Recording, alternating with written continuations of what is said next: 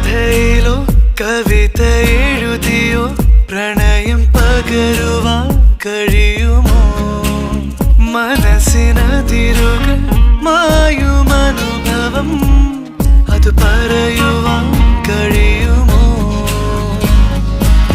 ഓർക്കാതെ ഓരോന്നൂതി നിന്നെ ഞാൻ നോവിച്ചാലും മിണ്ടാതെ കണ്ണിൽ നോക്കി പുഞ്ചിരിച്ച സഖി.